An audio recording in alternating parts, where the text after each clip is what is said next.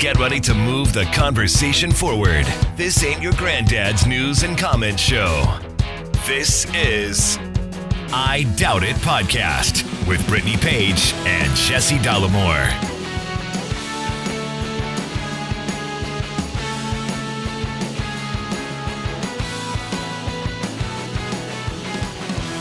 Welcome to the show, everybody. Episode 853 of I Doubt It Podcast. I am your host, Jesse Dollemore, joined today by your host, the lovely, talented, and indeed scholarly Brittany Page, everybody. So we want to do a little PSA here up front. We're not talking about the Oscars. There's going to be no Oscar aftermath. Talk. Yeah. I know that would ruin your day and your life. It wouldn't ruin my day and my life. It just, I wouldn't be a full participant in any engaging conversation about it. Cool. Yeah. Great. So I'm not a hater. Yeah. No, how fucking dare you? I am not a hater. I think that I hate that you think I'm a hater. Yeah. So I read this article in the Washington Post titled, "They Thought Loved Ones Were Calling for Help. It Was an AI Scam. Scammers are using artificial intelligence to sound more like family members in distress. People are falling for it and losing thousands of dollars." So you get the point there about what the article is about, but I want to highlight this section specifically from the article. They report advancements in artificial intelligence have added a terrifying new layer, allowing bad actors to replicate a voice with an audio sample of just a few sentences. Powered by AI, a slew of cheap online tools can translate an audio file into a replica of a voice, allowing a swindler to make it speak whatever they type. So we want to talk about this because we get a lot of emails, mostly from your viewers on YouTube, Jesse, saying, "Hey, I got a message from you." Oh, yeah. Or "I got a comment from you telling me to contact you on WhatsApp. And I don't use that." And we will have to write them. Spoiler alert, either do I. We will have to write them and say, yeah, spammers are a significant problem on YouTube that YouTube doesn't seem to be working on at all.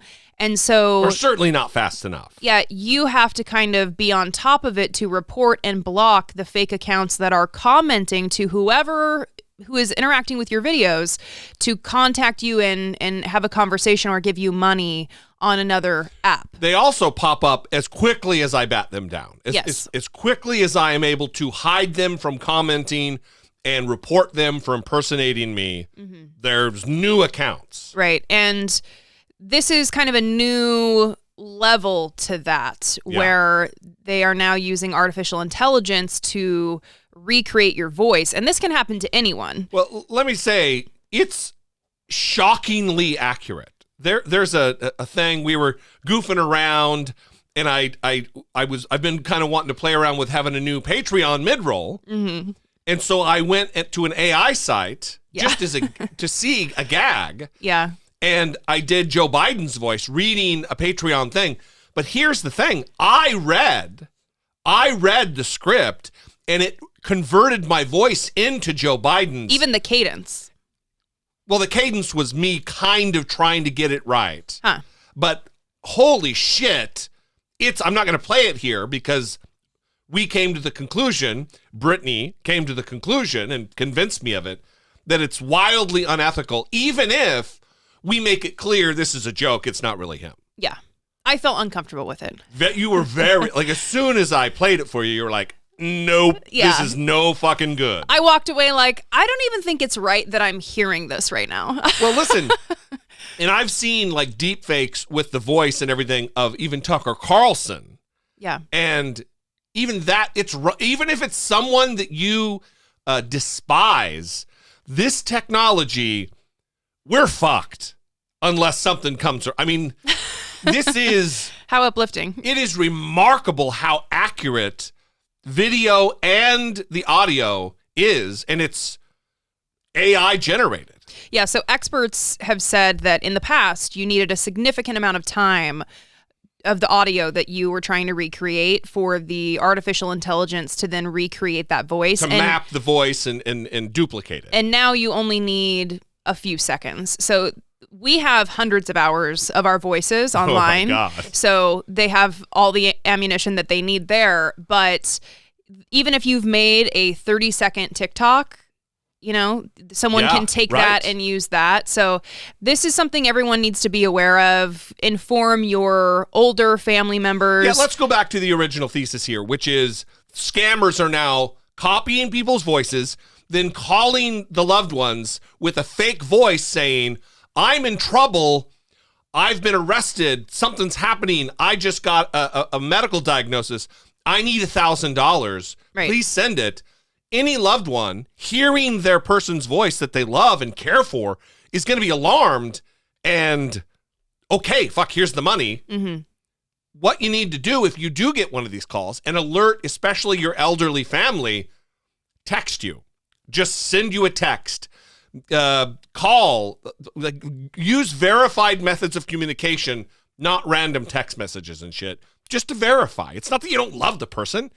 You want to be taken care of, and I'm sure your loved one wants you to be taken care of as well. So I have been sending this article to family members, letting them know the same thing that you just said. If they get a call from me, I mean, I'm sure this is unlikely to happen, but if it happens, it's similar to the emails that we get. We do not want people to be scammed by, people that are commenting because they're watching our videos. We feel, I know we're not responsible, but we feel some semblance of responsibility to try to educate people that this is a risk. And to manage our platforms responsibly. Yeah. To make sure they're not being taken. I mean, because we are in a situation where we do ask people to support our work. We do ask people to support us via YouTube channel membership or Patreon. Right.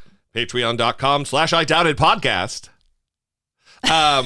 And we don't,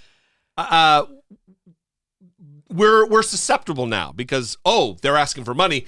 I'm just going to add another layer of complexity here and say, it's on WhatsApp or whatever the fuck. Mm-hmm. No, our preferred venues, we give you websites. That's the deal. And this isn't about the giving to us. This is about protecting yourself. Yeah. So if you are interested in looking at that article, we'll put it in the show notes and you can send it to the people that you want to be aware of it. And in the video description.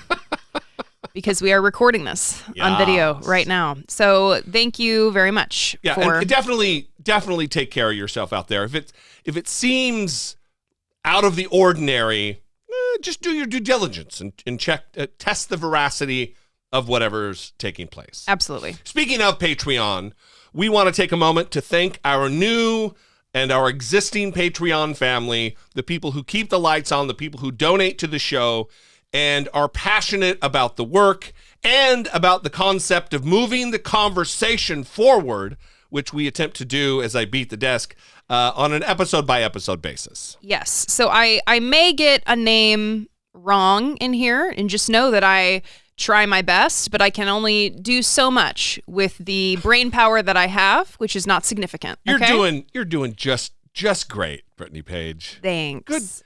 Good for you. Okay. Bless your heart. So, we would like to thank our new Patreon supporters, John L. PK.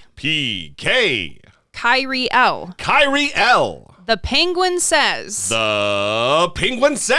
Rebecca M. Zachary B. Faith. And Yabbits. And then we would like to give Wait. We would like to give a special shout out to Happy Cobalt for increasing the pledge on Patreon. Fantastic. Thank you so much. Several of these are $2 patron supporters, and we just want to shout that out because I think sometimes people think, if I'm going to go give on Patreon, it needs to be, $10, $20, whatever the amount is that people are thinking of. Yeah. And even if someone becomes a supporter for $2 a month, it is so significant in terms of the support that it offers. So We very much appreciate every single Patreon supporter, every single listener, every single viewer that helps us do what we do. We're excited that the studio is finally to a place where we can start having in-person guests in studio. It's going to be very exciting, and we are happy that you will be along for the ride. We are in the process of finalizing our invitation email for notables, and we would also invite you. Why the head check? Why? What? Nothing happened. And we would invite you to let us know what your particular guest desires are. What's your wish list for us to have people in? And we will try to make that happen. You know, we don't just want your wish list, actually. If you want to go ahead and book them for us, that would be great, That would too. be great. Yeah, don't just tell us your wish list. Go ahead and book them. Let us know when they're coming in. Also, if you're a member of Congress out there listening to this, just invite yourself.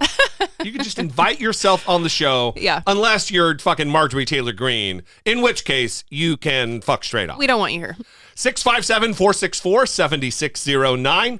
Of course, you can email a voice memo from your smartphone to idoubt@dollemore.com. Let's get to some listener communication. Yes, we got a lot of feedback given the conversation that we've been having ongoing over the course of several episodes about trans rights.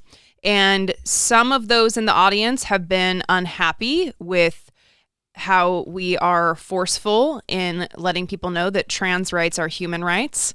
And some people have stopped supporting the show because of this, because of our positions. Now multiple people have stopped supporting the show because trans rights are human rights. But we also got some feedback, including an email from a listener, Ray, who was unhappy with the fact that we are taking the position that we are. But he didn't say he's not listening to the show anymore. He just said he's unhappy with the direction the show is going and gave us some feedback on that. I think the subject of the email was something like the direction of the show lately or something. The show lately. Yes. So we responded to Ray on episode 851. If you haven't listened to that and you want to, go check that out. But we got a lot of feedback given our response to Ray, who again is criticizing our stance on trans rights. So here is one email that we received in the aftermath of that episode. Hello, Jesse and Brittany. I am listening to episode 851, and I'm a little put off by how angry you were with Ray's email.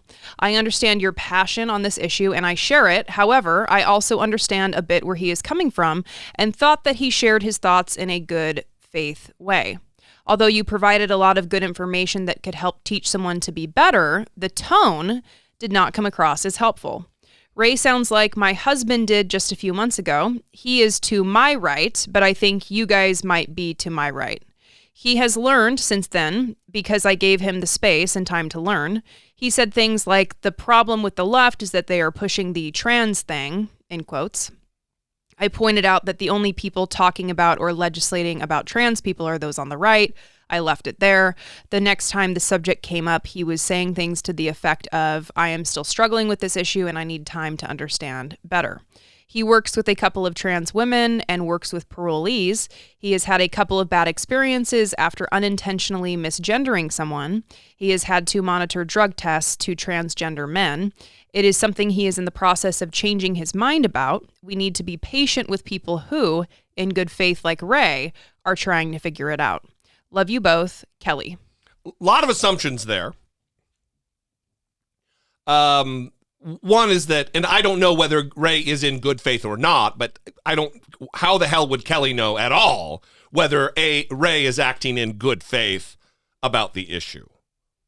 Secondly, if we are right of you, meaning you're like a full-blown leftist, super lefty, and you believe that trans rights are human rights, and you're going to tone check us, me mainly, I'm assuming.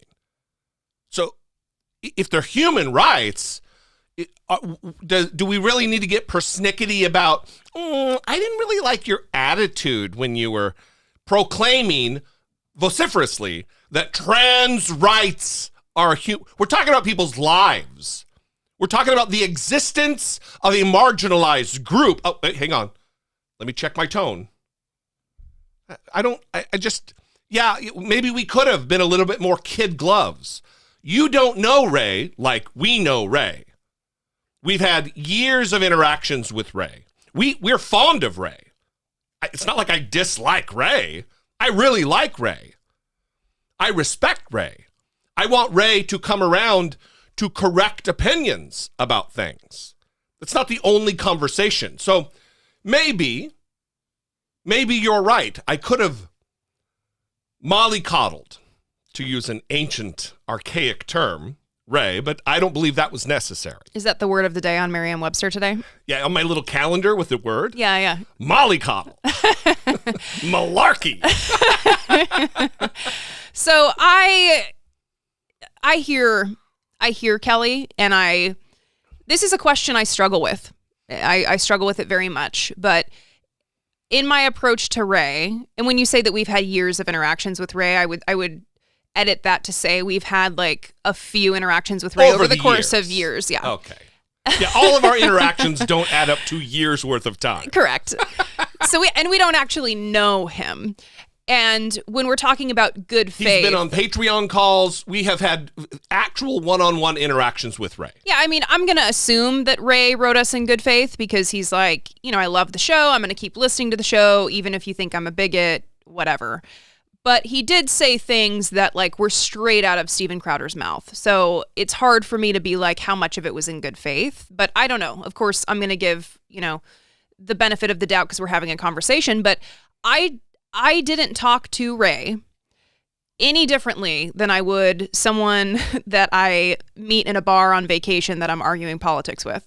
I called myself out at one point for being kind of a dick and being a little snarky. That's how I would talk to someone in a bar if I disagreed with them politically. And it has gone, south sometimes, and sometimes it has not. So It depends on who I'm talking to. But I know Ray, listening to me talk since 2015, he's listened to me a lot more than I've listened to him. He knows where I'm coming from. And I trust that the things that I said landed how I wanted them to land, even if I was being snarky at times. We don't know what's going to change people's mind. Kelly is writing us from the perspective that the husband is slowly coming around by just giving him the space and time to learn. That doesn't happen for everybody. Yeah. So, I'm happy for your husband, but I wouldn't generalize your experience with your husband to the entire population of how we're going to change people's minds. We don't know ultimately what's going to work and what's going to bring people around. Yeah. Hopefully, like your husband is interacting with trans people, hopefully that will bring your husband around. And maybe that's what it's going to take for Ray. I don't know. But the important thing is that we are going to keep having these conversations, and the people we're going to center in their feelings and in how they hear these conversations is that hopefully trans people will feel that we are on their side and not on the side of the oppressors. And standing in the gap for them. Listen, and that's the group that gets ignored in all of this is trans folks. They're the ones who are asked to do just bear the abuse. Just bear the fucking bigotry from the bigots. And if you have something negative to say, watch your tone. Be careful with what you say. People's lives are in the balance here. And imagine this. If let's substitute trans people and talk about if it was black folks.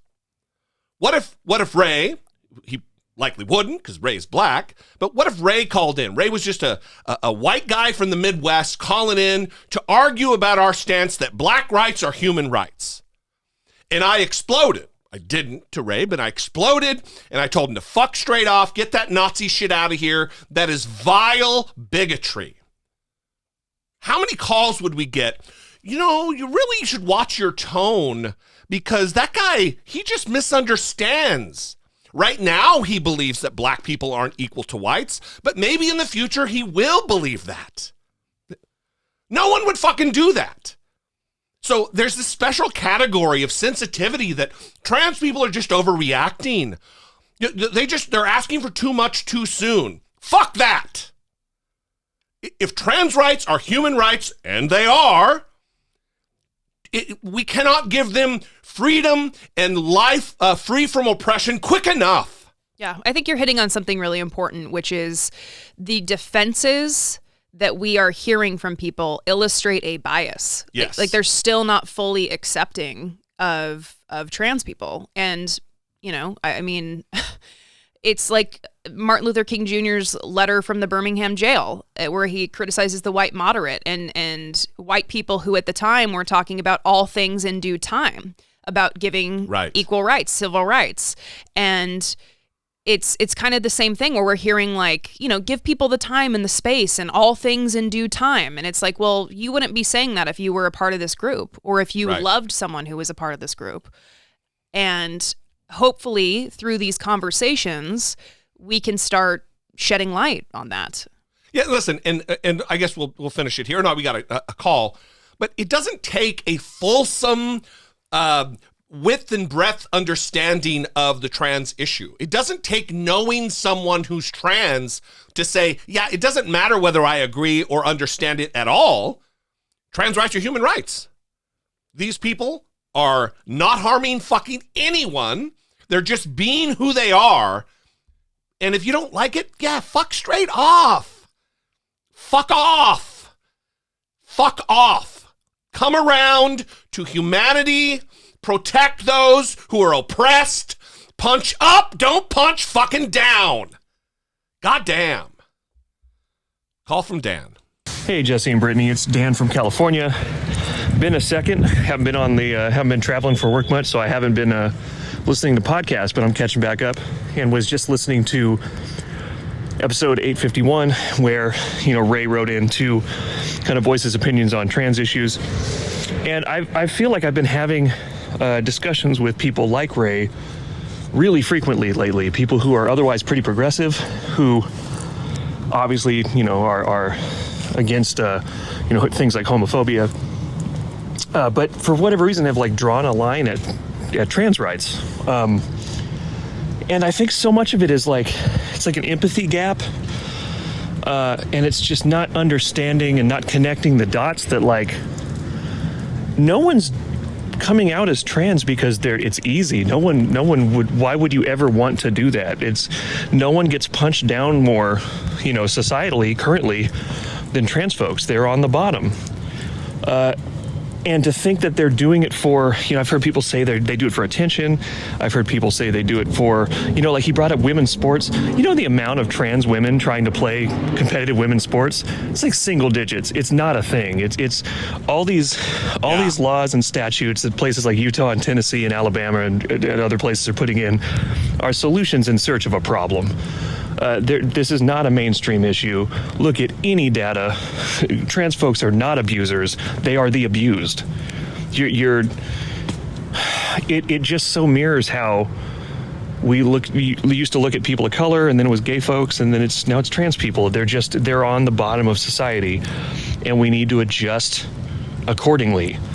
And I think so much of it is, it's weirdly people's like pride and like they don't, you know, how many times have you heard people say like, well, what happens if I don't want to accidentally misgender, I don't want to accidentally, you know, I don't know their pronouns, blah, blah, blah. Like, as long as you make an honest attempt, you're going to be fine. Try to treat people with respect like you would anybody else. I think so much of it is like we're afraid as progressives that like we're going to get in trouble by saying the wrong thing because the left tends to jump on people who say the wrong thing. And so it's this weird like vanity that keeps us from being as empathetic as we should towards people that are really having a hard time right now, who really need some extra consideration and some extra protection, not protections like, we don't need to be protected from trans folks. Trans folks need to be protected. And so for people who are otherwise leftists to bring up the literal same talking points that you would hear on Fox News is ridiculous. And I think it requires some like self-reflection to like really like realize the just like latent bigotry some of us still have, and it hopefully through some reflection and, you know, obviously you know, meeting people, maybe, you know, meeting a trans person and realizing that they're just trying to live their life the best they know how, that anybody else, we're just a meat sack with some electricity in it, man. Like, nobody picked their preferences. there wasn't a checklist for race and ethnicity and, all that stuff. We just are what we are. We were born to the parents we were born, and we were kind of hardwired the way we're hardwired. And I just can't even imagine what it would feel like if the way I was being represented in society and the people who treated me was not congruent with who I was internally, and the kind of chaos that would cause, and just kind of being unmoored from anything that felt comfortable. It must be terrible no one would choose that. It must just completely destroy the foundations of your life until you can find out who you are and rebuild them.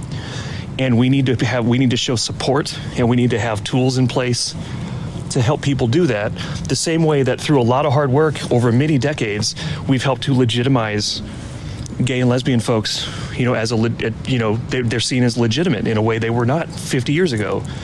And so we have a long way to come. Before that it was interracial marriages, and now it's trans rights.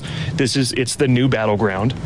And until we can get through people's vanity and their empathy gap, I don't know what the next step is, but I think just the talking about this stuff, the streaming of the concept.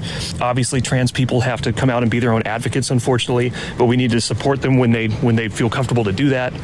I just don't. I've been talking with a lot of people like Ray. I don't dislike Ray. I don't know Ray, obviously, but I don't think any ill of Ray. I just think it's a lot of unexamined opinions, unexamined thoughts, just like a lot of other things that we take for granted until we really, get to the bottom of them. Thanks for the call, Dan. A great synopsis.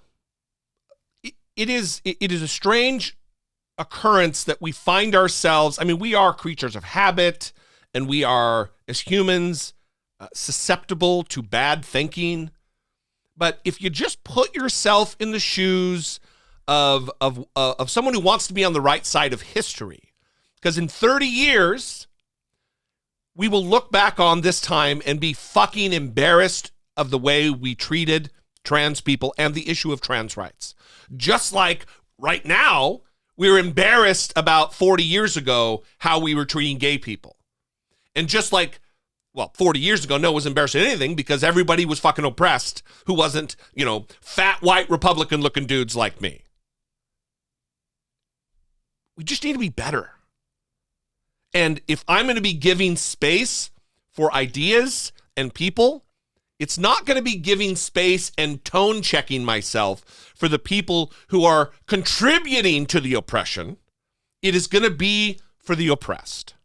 Well, there's a line from Ray's email that stands out to me when he said something like, I've been alive this long, and a woman has always been a woman and a man has always been a man, whatever he said. And that's like a common refrain that you hear. But there has always been trans people. So it's just that you either don't know or you haven't, chosen to understand. I don't know, but there has always been trans people. Well, that's also the same argument that we used about gay people. Mm-hmm. When gays were finally free and felt safe to come out of the closet and be their genuine, authentic self, conservatives use that same talking point to say, well, all of a sudden there's all these gay people. I didn't know any gay people when I went to school, and now they're everywhere. No, they feel safe because society has largely dropped the punching down upon them and the oppression of them. The same exact thing is happening right now with trans people, and people can't think through the situation clearly enough to understand that, this is exactly what happened before, and now I'm finding myself on the wrong side of history. Anyway, we would love to hear from you about this particular topic or any other topic that's on your mind. If you write in dissent, we will deal with your issue, maybe not in the correct tone, but we want to hear from you. I would say that if you do call in, if you write in with a dissenting opinion, we welcome that, absolutely. But we're not going to kid glove you. We're not going to fucking story time with you. You're going to get dealt with in the manner that we have for 9 years done this show. It's the same fucking thing for 9 years. Well, also, is it a problem that, like, my defense is that I treated Ray like how I would treat someone face to face? I don't know if that's good. Is that good? Well. First of all, I'm not ashamed of. I don't think my tone was bad. I didn't apologize for it. I'm not apologizing. Well, I'm speaking to Kelly now, I guess. I don't think that my tone, reflecting back on it, I'm like, yeah, could I have been less snarky during some of my statements? Sure. But, that's how I talk. And that's how I talk with people that I disagree with and that I agree with. So it's... Yeah, well, also... I'm not coming... I was coming at it from a place of, I want Ray to educate himself and understand this issue, but we can't do all of that work for him. This also requires people who hold bigoted beliefs to do that legwork as well. Yeah. We can't sit anyone down and make them read books and articles and meet people outside of their box. Like, some of that legwork has to happen on your end. Not only that, but just because, it's anecdotal. If Kelly thinks that her husband's situation, whatever that may be, that he can't be convinced if someone has my tone, then no one can be convinced. That's just not. I communicate for a living. And am I aggressive? Yeah, of course I'm aggressive. Am I snarky? Yes. Am I a dick? Yes, of course. But that doesn't mean I don't convince people. I get emails and read YouTube comments all the time of people who used to be Republican, but because of the things that I say and the manner in which I say them, they have been swayed. So just because it's not your husband's experience doesn't mean it's everybody's experience. Well, and again, I don't want to keep talking about it, but I think you and I have different approaches. That has been established. Do I think it's helpful to tell people to fuck off?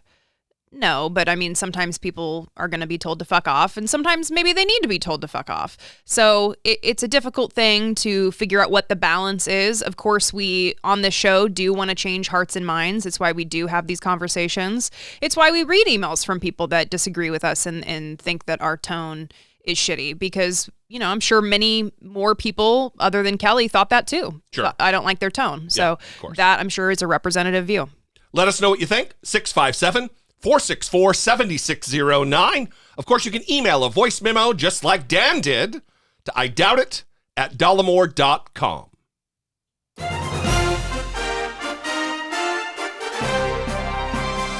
Dollemocracy. Facing down pessimistic politics with realistic optimism. So this is going to be a fun one because it's a gift to the show, really. It's gifting us a new drop. And I think everyone is going to be super excited when they hear it. Now, what's interesting about this clip is it's two Republicans going at it. Two Republicans in Missouri. One Republican colleague challenging another Republican colleague over an anti-LGBTQ bill that would prohibit teachings about sexual orientation and gender identity in schools. And this is... Which is just impossible. Yeah. As you'll see from the clip, right? Yeah, I didn't know what you were going to be bringing up until you said we have a new drop, and I was like, oh yes, I remember now. This is awesome. Yeah. So this is Republican Representative Phil Cristofanelli, a gay Republican, challenging Representative Republican Ann Kelly on the House floor last week on the logic of the bill. I'm just going to read you the language in your bill. No classroom instruction by school personnel or third parties relating to sexual orientation or gender identity shall occur. Lady, you mentioned George Washington. Who is Martha Washington? His wife. Under your bill, how could you mention that in a classroom? So to me, that's not sexual orientation. Really? So it's only really certain sexual orientations that you want prohibited from introduction in the classroom. You have language to make that better, to make it where you're not talking. Lady, I didn't introduce your bill. Okay. And I didn't write it. You wrote it, and so I'm asking what it means. Which sexual orientations do you believe should be prohibited from Missouri classrooms? We all have a moral compass. And my moral compass is compared with the Bible. Lady, I believe during your testimony, you said that you didn't want teachers' personal beliefs entering the classroom, but it seemed a lot like your personal belief. You would like to enter all Missouri classrooms. You can believe something without putting that onto somebody by the way you behave. And you can have beliefs and morals and values that guide you through life. Mm-hmm. Great. I don't dispute that, but I'm asking about the language of your bill and how it would permit the mention of the historical figure Martha Washington. Could you explain that to me? So why is she famous? Is she famous because she's married to George Washington? It seems like that would be a relevant fact in her biography, yes. Could it be mentioned under the plain reading language of your bill? Is that a no? I don't know, sir. Okay. Amazing, right? What a flummoxed, floundering doofus. Ann Kelly. And I love the like old fashioned, he's calling her lady. Right, because they're in committee where she's trying to justify, I believe, like to a subcommittee. It has to come out of committee before it goes to the full floor. Yeah, and it sounds like he's insulting her. Lady, I didn't write your bill. Listen, lady. Yeah. But I don't know if you caught it. Of course, I'm hoping you did, because I cackled wildly. The amazing new drop that we've been gifted by Ann Kelly is this. We all have a moral compass. And my moral compass is compared with the Bible. Yes. Taking a page right out of Donald Trump's don't know how to speak English playbook. Makes a lot of sense. And my moral compass is compared with Bible. It's compared with Bible. Yeah. Now, aside from the lady and the moral compass, it was a great line of questioning, because it makes it perfectly clear what all of this is about. They believe that you can talk about certain relationships and gay relationships are off limits. Yeah, right. That's what needs to be censored. That cis straight white, or not white, but cis straight people, they are, that's not sexual orientation. Straight is normal to these people. Straight is just the benchmark, and anything that derivates from that is wrong and sinful. And then her Sarah Palin-like Donald Trump-esque word salad about you can live going down the path and follow. What? Yeah, that's awesome, great. But I'm talking about Martha Washington, lady. Right. And also, Martha Washington is only famous for being married to George Washington, the slave-owning scoundrel. Okay, so good times with that. Thank you for the new drop, Ann Kelly. We appreciate it. Now, Jesse, you got into a little bit of Twitter drama over some criticism that you had for Marianne Williamson. I think we talked about Marianne Williamson on the last show. She has entered the presidential race. Yeah. She's thrown her hat in the ring, and she is now running for president to take over for Joe Biden. So we talked about her anti-vax views, her anti-science views. We talked about her being handpicked by Oprah Winfrey and her spiritual self-help guru identity. And we made some criticism about that. But you did this like Twitter thread, I think, where you had different videos of her expressing anti-vax views. Is that right? Yeah. Well, there was one video. A lot of it was just her. She's another one who used this vacuous nonsense word salad type talk about we need to rise up and have love be the most powerful force that can defeat anything. What the fuck does that even mean? It's meaningless talk. If love is going to end all wars, and great, well, how do you put that into place as policy as president of the United States? Listen, I don't think she's a bad person, but she's not qualified or ready or capable of being president of the United States of America. Too many people have set the bar real fucking low to be president. You know what I mean? So I thought you did a thread about the anti-vax well, there is one. thing. There is an interview she did, and where a woman says in the clip that she just linked directly straight line between autism and vaccines. And Marianne Williamson says, yes, that's absolutely true, and agrees with her. Now, most of the people who disagreed with the clip said, oh, that's taken out of context. That was in 2012. Well, Andrew Wakefield, who was the nexus of all of these lies and conspiracies, had his medical license revoked in 2010. So if you were still on the anti-vax vaccines cause autism train in 2012, it just means that your reasoning skills are so faulty that once again, it puts you in a category of not qualified to be president of the United States. So I came across this clip that I found interesting. Marianne Williamson made an appearance with Eric Bolling, who I don't think is on Fox News anymore. He got fired for being Dick Pick McGee. Yeah, that's what I was going to say. He's on Newsmax now. Oh, okay. He's an anchor on Newsmax. Well, they always land somewhere. Yeah, they do. So he was interviewing Marianne Williamson in, I believe, 2019.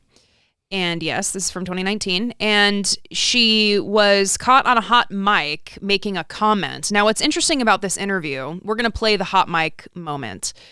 He apparently had told Marianne Williamson that he wasn't going to play the clip that we're about to play for you on air, and then he did. Of course. Which, given the dick pic thing that you just talked about, he doesn't really understand consent very well, I think. Well, he blocked me on Twitter a long time ago when I mentioned him sending dick pics to ladies. Mm-hmm. So I don't know what he's fucking doing other than seeing clips of him on Newsmax. Yeah, so I'm not really going to give context for the clip. Just know that this is a hot mic moment that she didn't know was going to be on the show. Does it say that Fox News is nicer to me than the lefties are? I'm sorry?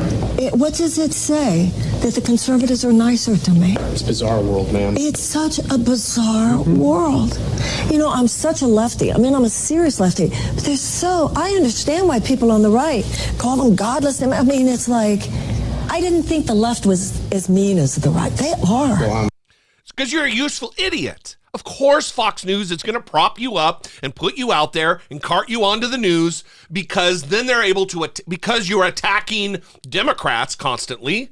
You're a useful idiot. You're just like Tulsi Gabbard. You're just like Tulsi Gabbard. You just haven't gone full grift yet like she has. Well, it is strange to say Fox News is nicer to me. The conservatives are nicer to me because Democrats criticize me, and they haven't elected me president. How cruel. Yeah. You're going to be met with criticism. And are they nice to you when they tell you they're not going to play that clip and then they come back from commercial and Eric Bolling is like, roll the clip that we just got? Yeah. Well, listen, it is strange to me, people's religious adherence to anti-establishmentism. Like, oh, she's anti-establishment. She's got to be a good president. She's attacking the status quo. Oh, she's anti-war. She must be lifted up and elected president of the United States. If you think the job of president is so fucking easy, you have a childlike, simplistic view of just how complex and dangerous the world actually is.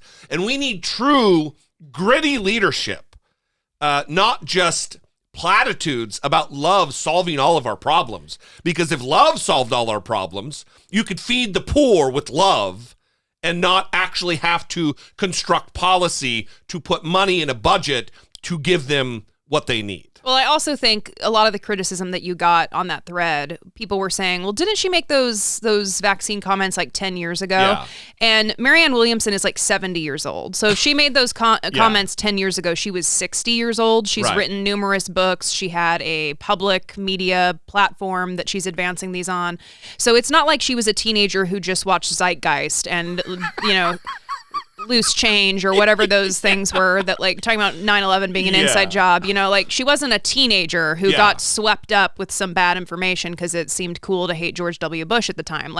She was 60 years old, It didn't just seem cool. It was real cool. Yeah, no, now we know they were right about some things, but, So, okay, those who love Marianne Williamson in the audience, sorry, is where we stand. Well, we'd love to hear from you. 657-464-7609. You can email a voice memo with all of your hatred to idoubitit@dollemore.com. So George Santos, I mean, I feel like we're not talking about George Santos enough. I don't want this story to go away. Thankfully, we have people like Randy Kay over at CNN who are still on the case because he is now being accused of orchestrating a credit card skimming scheme. I was an asset in helping take down a ring of criminals. I was an asset, he says. Come on, man. All right, let's play the clip. I was an asset in helping take down a ring of criminals. New York Congressman George Santos denying allegations from a man from Brazil, painting him as the mastermind of a credit card scheme. I'm innocent, never did anything of criminal activity, and I'm no mastermind of it. Santos's claims of innocence are in response to this sworn statement by the man Gustavo Ribeiro Trella. In his declaration, first published by Politico, Trella alleges that Santos taught him how to clone ATM and credit cards, and that the two had agreed to a 50-50 split of proceeds. Trella wrote in the declaration, Santos gave me at his warehouse some of the parts to illegally skim credit card information. Right after he gave me the card skimming and cloning machines, he taught me how to use them. Trella has reportedly submitted his declaration to the FBI and other federal law enforcement officials. Santos, meanwhile, told reporters today he wasn't the organizer, but the guy who helped crack the case. Then I cooperated with Secret Service, FBI, everybody that asked for my help, got information for them, got everybody arrested and deported. I'm not the mastermind of the story. This all goes back to 2017 when Trella pleaded guilty to access device fraud in Seattle, federal records show. Trella had been arrested after using a credit card skimming device and electronic camera on ATMs to steal credit and debit card numbers, as well as ATM PIN numbers, according to court documents. Politico reports that in 2016, a year earlier, Trella had rented a room in Santos's Winter Park, Florida apartment. When asked about this, Santos quickly distanced himself from Trella. Was never my roommate, never lived with me. I saw him maybe a couple of times in my life. Yet back in 2017, according to audio obtained by CNN, Santos appeared in court on Trella's behalf. At that court hearing, Santos described Trella as a family friend. In court, Santos also lied to the judge about where he worked. What do you do for work? I'm a party politician and I work for Goldman Sachs. You work for Goldman Sachs in New York? The congressman has since acknowledged he never worked directly for Goldman Sachs, the investment giant. CNN has not verified the authenticity of Trella's declaration, and Trella's attorney has not responded to CNN's repeated phone calls and emails. CNN has also reached out to the FBI and the Department of Justice for comment. The allegation against Santos comes as the freshman congressman is already facing intense scrutiny over fabrications about his biography and resume. Local and federal prosecutors are also investigating his finances. The House Ethics Committee is also looking into whether Santos may have engaged in unlawful activity during his successful 2022 campaign. I'm very confident I can fight this one. It's very easy. Randy Kay, CNN. I mean, say what you will about George Santos. I think he's done some nefarious things in the past, but this one, I think he was helping bring down the criminals. It's so... How... just examine your life and how it's gone. And think about how many hardened, thieving, scamming pieces of shit that you've brushed up against in your personal life, like close quarters with. How many people in your life over the span of it had you had to go to court to vouch for the veracity of their character?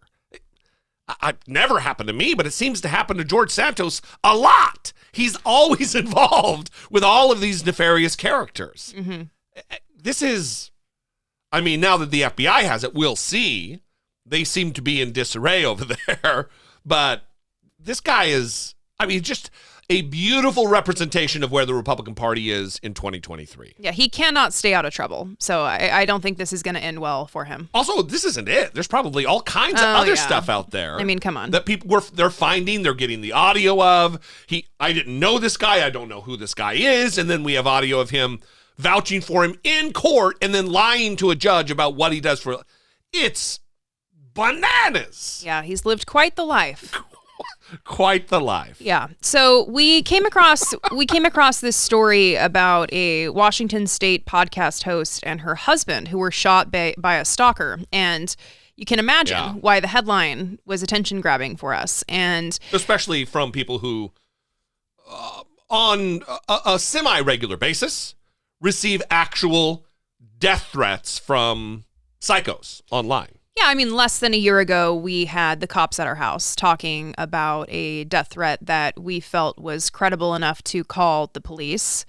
And I've been reluctant to talk about the police response to these events on the show, but I don't think it matters at this point, so I've decided to just talk about it. Well, next time, spoiler alert, it didn't go well. Metropolitan Washington, D.C. police are fucking feckless and they're not doing anything about it. Next time, I'm just going straight to the U.S. Attorney and the FBI. So I kind of had a difficult interaction with the detective who called to follow up on the case after the officer came to take the report, because I was listening to you interact with this detective on the phone, and he was taking information about the threat. And at one point first of all, during the whole line of questioning, you could tell by his demeanor, his approach, that he had to deal with this. Yeah, that he didn't think it was serious and that it was kind of a waste of his time. And, by the way, the same week that Paul Pelosi had his head bashed in by a hammer. Yeah, I mean, you get the vibe anytime you report these things that people are just going to be threatening to kill you on the internet, and it's fine. Like, it's just a part of life. That's kind of how the cops react to it. And so he was questioning you, and at one point he said, "What did you do to prompt this death threat? Yeah, what did you do to make him threaten your life?" And I grabbed the phone from you in a fit of rage because it was building, and I said, "Is this a question that you ask people who are victims of violent crime? Is this something that you ask of domestic violence victims, for example? Is this something that you ask of people that have been raped?" And he started fumbling his words and was kind of flustered. And then ultimately said, "Yeah, I would ask this of anybody." Yeah, because it's about collecting evidence. And I said, I brought up Paul Pelosi. I said, Paul Pelosi's head just got smashed in with a hammer, and you're not taking this very seriously by your tone and your questioning. And anyway, of course, it's not going to go anywhere because he's right about everything and I'm wrong about everything. He is, after all, an officer of the law. Oh, yeah. And here to serve and protect.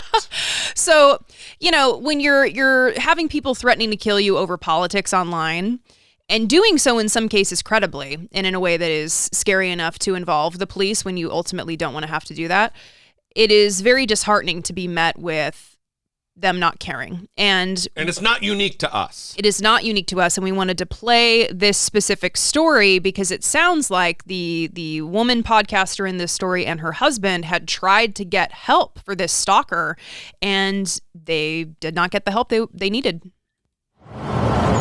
The house at the center of this crime scene is where police say Malad Nasseri and Zohreh Sadeghi, a husband and wife, were shot and killed by a stalker, a 38-year-old man named Ramin Kadakaram Razahi, who then turned the weapon on himself. This is every victim, every detective, every police chief's worst nightmare. Chief Daryl Lowe says just before 2 a.m., officers rushed to this Redmond neighborhood after receiving reports of shots fired. The couple at this home had called police before, back in December and again in mid-January, to report that the wife was being stalked. In one of the reports, she reported over 100 contacts in a single day. The couple had filed paperwork for a temporary protection order against Ramin because he had reportedly listened to Zohreh's podcast, then began communicating with her. But police say it escalated, with him repeatedly calling her husband, even her friends, after she asked him not to. Within these pages, it states that he would leave voice messages in the middle of the night. In one call, he was reportedly crying, begging her to pick up, and threatening to burn himself and the tree in front of her house. She also stated that he said many times that nothing short of his own death would make him leave her alone. I had been briefed on the case earlier this week by our investigators. Chief Lowe says those investigators were working to serve a protection order, but tracking down the suspect who lived out of state proved to be difficult. In this case, the victim did everything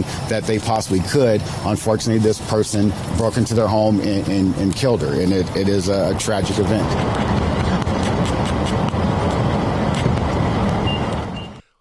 it proved to be difficult. So sorry, you got killed. Proved to be difficult to track him because he was out of state. Yeah, which is, by the way, the exact same thing that's happened to us on multiple occasions.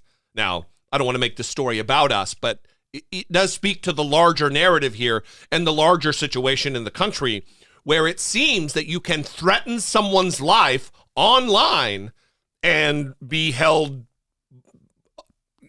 you're unaccountable. Right. Well, and when you hear arguments for abolishing the police and I mean, I'm sorry to go here, but or at the very least, defunding the police. Yeah, defunding the police, I'm sorry. And people will talk about investing in community care. And what they talk about is investing in services and early childhood education and paid leave and all of these policies that will ultimately help people live better lives, decrease stress, decrease criminal activity. And you know, I grew up in a house that was rife with domestic violence, and I remember my mom having a protection order and my dad still being around all the time. Yeah. And there are obviously going to be limits to what police can do if someone is wanting to have the abuser around. I understand that situation is a little complicated.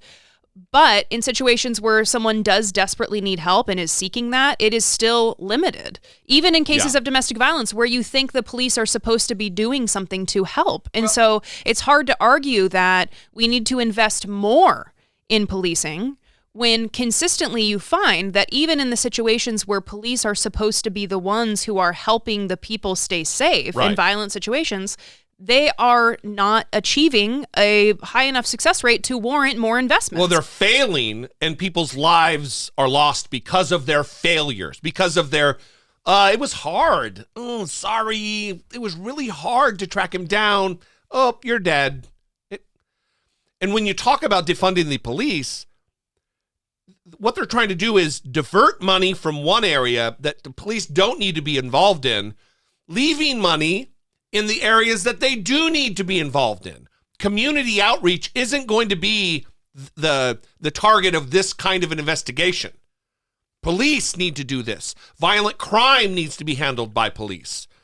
Homelessness and other such things need to be dealt with by mental health professionals and experts in that way. But this does fall under the purview of police, who don't treat it seriously. From our own experience, only backs up this particular story. We had a cop come out when we lived in Costa Mesa, California, a Costa Mesa PD officer who asked, "Are you actually scared? Are you really scared? It should not matter whether I'm scared or not. If my life is threatened, the law was broken. It should be handled by police in an expeditious way, in a serious way, in an aggressive way, to remove someone from society who's threatening to kill other fucking people." Right. So it's a terrible story. We are very sad and disgusted by how this turned out. And, you know, if someday you see a headline that Jesse and I got murdered, then hopefully, I know this is a little morbid. Here we go. Somebody take care of Sweepy. Yeah, someone take care of Sweepy, but also someone talk about the police failures and direct them to this episode. 8:53. I mean, seriously. I mean, you're making a joke about that, but there should seriously be a nationwide standard by which, in the internet age, we deal with people with violent threats up, who knows, exponentially. There needs to be solutions to this, because it doesn't just impact people who have a public platform.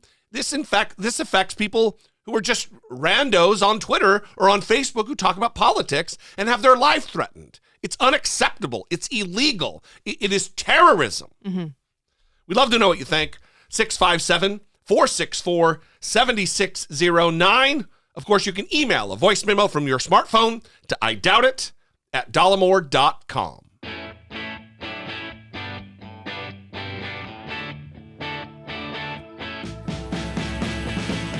Taking care of biz.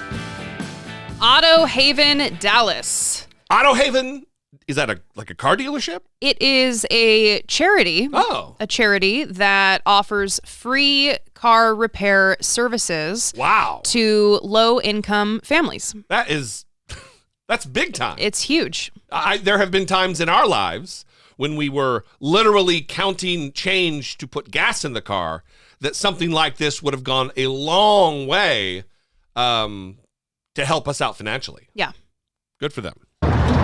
So what's going on with your car is you have a real bad leak on your valve covers, and you're losing a lot of oil. Okay. So we're going to fix that leak today. Carmen Rosa's car is essentially her lifeline. I'm a single mom with 4 boys, so I use it to take them to school, groceries, work. As a cashier who makes about $14 an hour in Dallas, she faced a difficult decision when her car started having issues. Because it was either fixing my car or paying my bills. When she heard about AutoCare Haven, a local organization that fixes cars for free, she was overjoyed. I was really happy. When I got the message that they were going to fix my car, I prayed and I was like, I find myself really blessed. So with the initial and then this job, what would you estimate everything would cost? A shop would probably charge us like $3,000, $2,500. And she pays nothing for this? No. Manuel Tellez founded AutoCare Haven in 2018 after he had to take out a payday loan to pay for a repair of his own. There's a lot of people that are just one blown tire away from financial disaster.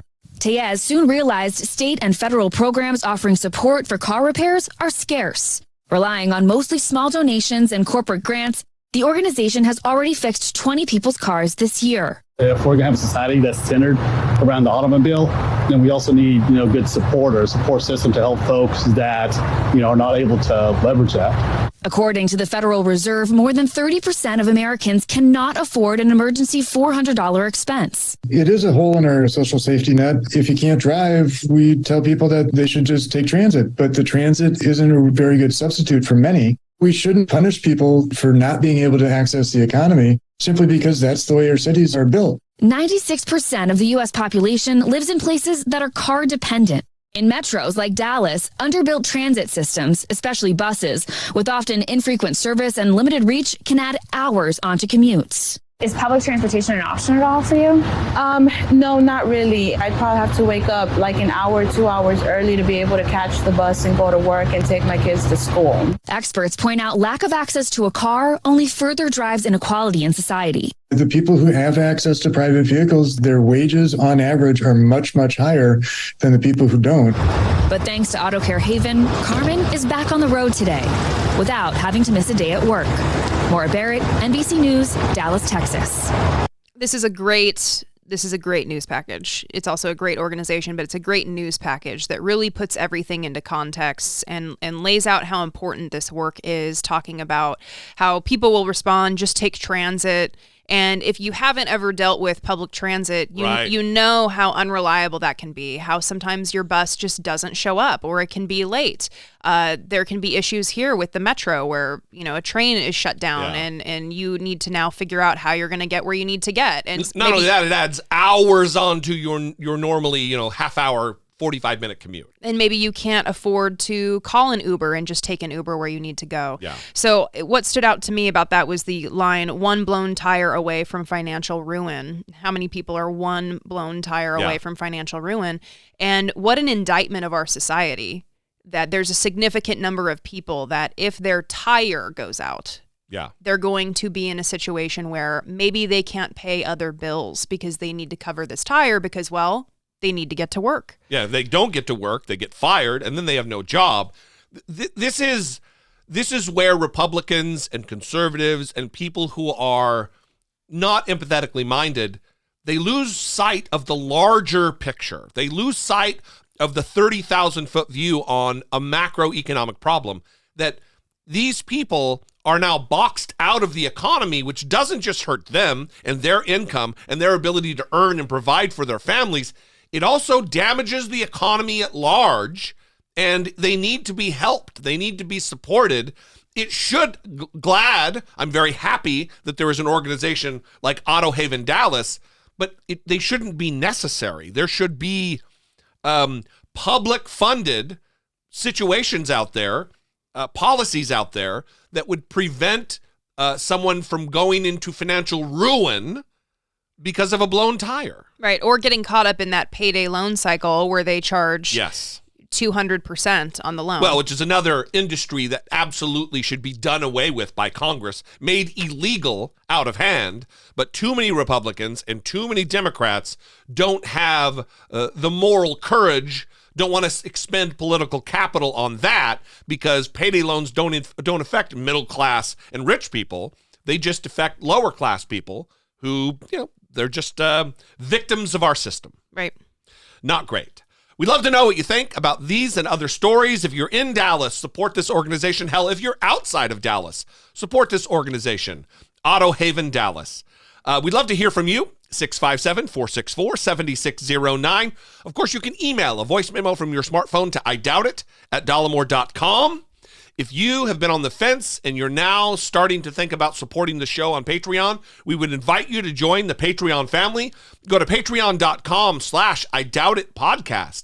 Pick your tier and help support our work, help produce the show. That way, we would love to see you there. And we are going to leave you there. We love you guys. We appreciate you very much.